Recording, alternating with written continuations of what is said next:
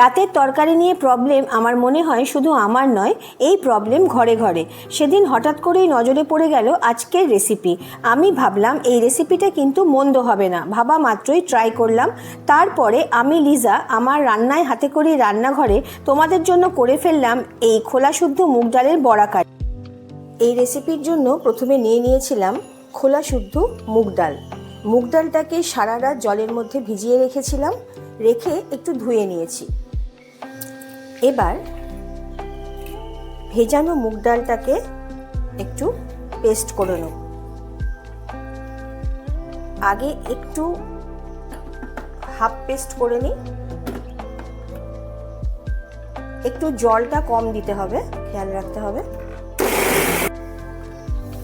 Half paste করে নেওয়ার পর দিয়ে দিচ্ছি একটু আদা, পরিমাণ মতন অল্প করে একটু আদা দিয়ে দিচ্ছি, আর দিচ্ছি কিছু কাঁচা লঙ্কা।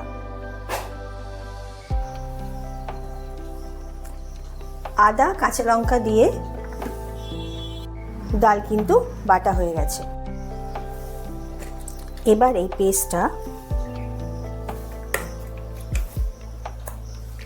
ঢেলে নিতে হবে।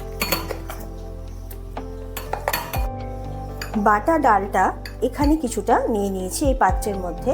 এবার বাকি অল্প একটু আমি মিক্সিং জারে রেখে দিয়েছি। এবার এর মধ্যে দুটো কাঁচা লঙ্কা, 4 থেকে 5টা কি 6টা রসুন, আর ধনেপাতার পেছন দিকে যে ডালটা থাকে সেই ডালের অংশটা, আর একটা পেঁয়াজ, আর একটা টমেটো। পেঁয়াজটা মাঝারি সাইজের, টমেটোটাও কিন্তু মাঝারি সাইজের দিয়ে এটা ভালোভাবে আর একটু মিহি করে একেবারে ক্রিম টেক্সচার করে পেস্ট করে নিয়েছি। এবার 50 গ্রাম মতো পনির আমি এর মধ্যে দিয়ে দিচ্ছি। এটা আমি দিচ্ছি পরিমাণ মতো, আমার যতটা আর কি ডাল আছে সেই পরিমাণ মতন আমি দিচ্ছি। পরিমাণটা কিন্তু তোমরা একটু ঠিক করে নেবে।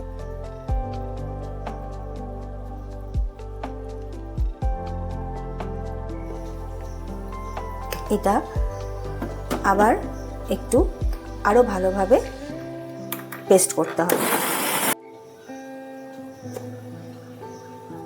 দেখো টেক্সচারটা কতটা মিহি হয়েছে, একেবারে ক্রিমি হয়ে গেছে। এবার এটাতে তাহলে আমার এই ক্রিমি টেক্সচারটা রইল, আর এখানে আছে ডালটা যেটা আমি কিছুক্ষণ আগে বেটে রেখেছি। এবার এর মধ্যে বেসন টেবিল চামচের 1 চামচ মতো বেসন দিলাম, আর তার সাথে আরও হাফ চামচ, তার মানে মোট 1.5 চামচ বেসন এখানে আমি দিলাম। দিয়ে দিচ্ছি পরিমাণ মতন কাশ্মীরি লঙ্কা গুঁড়ো, আর দিয়ে দিচ্ছি সবজি মশলা, এটাও দিচ্ছি পরিমাণ মতন। চা চামচের হাফ চামচ মতন দিয়ে দিচ্ছি আমচুর পাউডার। এবার পরিমাণ মতন লবণ দিয়ে দিতে হবে,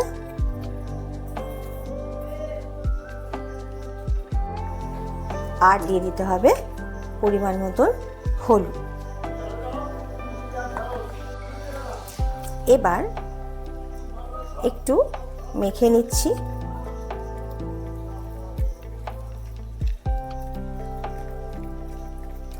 এই সময়তেই দিয়ে দিতে হবে একটু জোয়ান।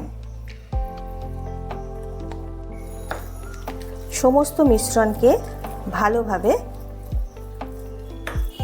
মেখে নিতে হবে।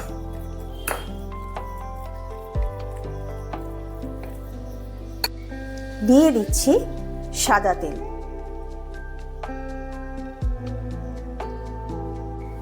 কড়াইতে তেল গরম হয়ে গেলে দিয়ে দিতে হবে এখানে একটু বেশি পরিমাণে জিরে ফোড়ন, সাথে অল্প একটু হিং। তেলের মধ্যে জিরেটাকে একটু ভাজতে হবে অল্প করে, আর গ্যাসের ফ্লেমকে রেখে দিতে হবে একেবারে সিমে। জিরে যখন ভাজা হয়ে যাবে তখন এর মধ্যে পেস্ট করে রাখা ক্রিমি টেক্সচারটা ঢেলে দিতে হবে। গ্যাসের ফ্লেম কিন্তু একেবারে সিমই থাকবে। এই রান্নাটা আমি এখানে সাদা তেলে করছি, যদি তোমাদের মনে হয় এটা সর্ষের তেলে করবে তাহলে কিন্তু তোমরা করতে পারো।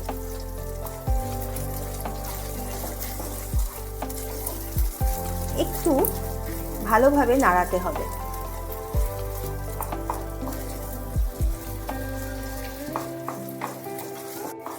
একটু নাড়াচাড়া করার পর দিয়ে দিতে হবে অল্প একটি উষ্ণ জল। জল দিয়ে ভালোভাবে নাড়িয়ে দিতে হবে যাতে সমস্ত মিশ্রণটা একটা ঠিক হয়ে আসে, কারণ এর মধ্যে তো পনির আছে, তো সেই জন্য পনিরটা চেষ্টা করবে ওই তেলের মধ্যে ভাজলে একটা মন্ড হয়ে যেতে, সেই জন্য এই জলটা দিয়ে একটু ঠিক করে নিতে হবে।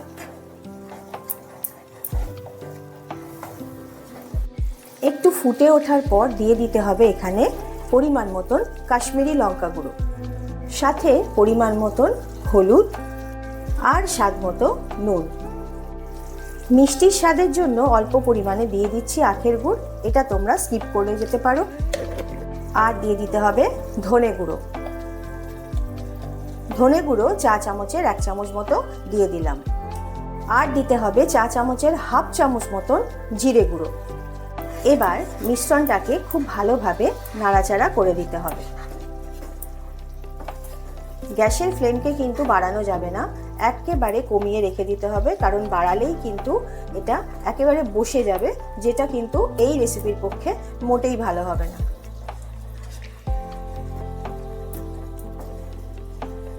মশলা দিয়ে ভালোভাবে নাড়াচাড়া করার পর মিক্সিতে যে ধোয়া জলটা, সেই জলটা আমি এর মধ্যে ঢেলে দিলাম, দিয়ে আবার একটু ভালোভাবে নাড়িয়ে দিতে হবে। এবার বলি আসল কথা, এখানে আমি একটা এরকম ফুটো পাত্র নিয়ে নিয়েছি, পাত্রটাকে এর মধ্যে বসিয়ে দিলাম। বসিয়ে দিয়ে যে বড়ার মতন করে রেখেছিলাম আর কি, মিশিয়ে রেখে দিয়েছিলাম বেটে, এইবার সেটা থেকে নিয়ে অল্প অল্প করে বড়ির মতন দিতে পারো বা এমনিও দিতে পারো, বড়ার মতন মানে ছোট ছোট করে দিতে হবে, বেশি বড় দেয়া যাবে না, এর মধ্যে বসিয়ে দিতে হবে। এবার বলি, যারা তোমাদের এইরকম সুবিধেটা পাবে না যারা, তাদের জন্য বলছি, তোমরা কিন্তু একটা ফ্রাই প্যান নিয়ে অল্প একটু তেল দিয়ে, জাস্ট একটু তেল দিয়ে একটু মাখিয়ে নিয়ে তারপরে বড়াগুলো একটু ফ্রাই করে নিতে পারো।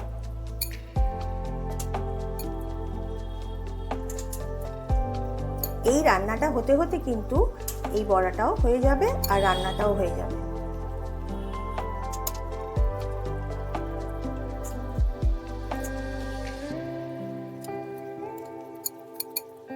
এটা বেশ ভালো লাগে খেতে, একটা নতুন ধরনের রান্না। তোমরা কিন্তু একদম ইউনিক একটা রেসিপি, তোমরা কিন্তু অবশ্যই ট্রাই করবে।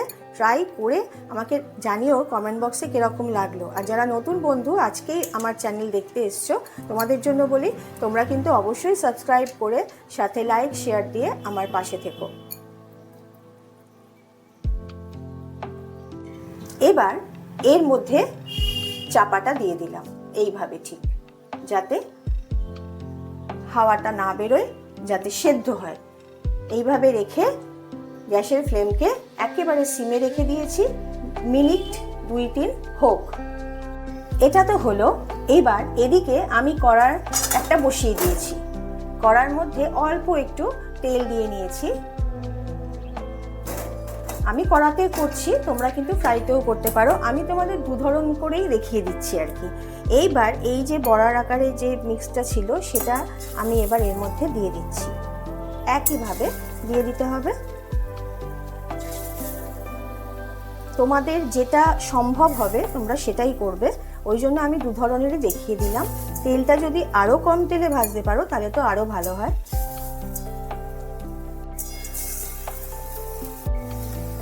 কড়াইতে ভাজি বলে তেলটা তবু একটু বেশি লাগলো, যদি তোমরা ফ্রাই প্যানে করো তাহলে কিন্তু তেলটা আরও কম লাগবে।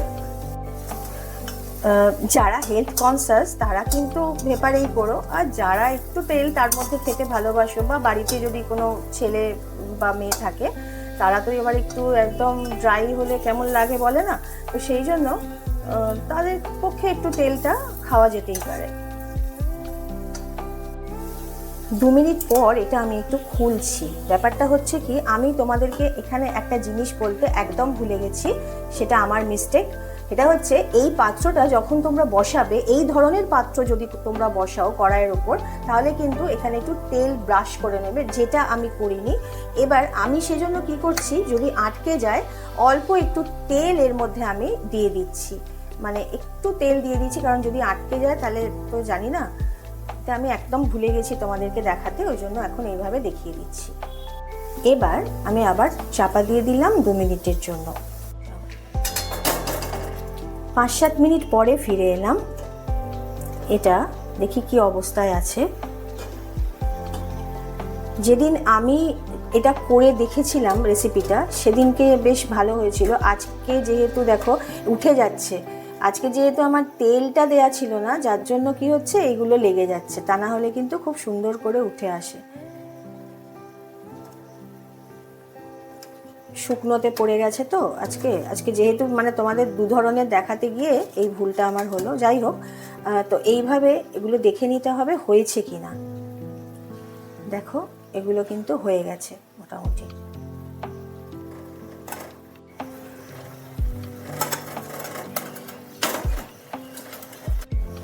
এবার এটাকে ধরে তুলে নিতে হবে, নিয়ে এই শুদ্ধ বড়াগুলো ঢেলে দিতে হবে, দিয়ে এই কারিটার মধ্যে একটু নাড়িয়ে দিতে হবে, আর ওই মিনিট 2-3 হতে দিতে হবে। সাথে কড়াইতে ভেজে রাখা যে বড়াগুলো ছিল সেগুলো কিন্তু দিয়ে দিলাম এর মধ্যে। এইভাবেই স্টেপ বাই স্টেপ এগিয়ে গিয়ে আজকে আমার হয়ে গেল খোলা শুদ্ধ মুগ ডালের বড়া কারি। তোমরা কিন্তু অবশ্যই এটা ট্রাই করো বাড়িতে, দারুণ একটা রেসিপি, ভীষণ ভালো লাগে খেতে। সব শেষে ওপর থেকে একটু ধনেপাতা ছড়িয়ে দিলাম। দুর্দান্ত একটা রেসিপি কিন্তু তোমাদের সাথে আজকে শেয়ার করে নিলাম। সেই শেয়ার করার সাথে সাথে আজকে আমি পুরো রেসিপিটা দেখিয়ে গ্যাস ওভেন পুরো বন্ধ করে দিলাম। এর সাথে সাথেই হয়ে গেল আজকে আমার রেসিপি। তোমরা যে যেখান থেকে আমার রেসিপি দেখছো, তোমাদের সকলের জন্য আমার অনেক অনেক ভালোবাসা রইল। আর তার সাথে তোমরা সকলে সুস্থ থেকো, ভালো থেকো। আজকের মতন তাহলে চলি, আগামী দিনে আর একটা ভীষণ রকম ভালো রেসিপি এরকম নিয়ে তোমাদের সামনে হাজির হয়ে যাব এই টাইমে। টাটা।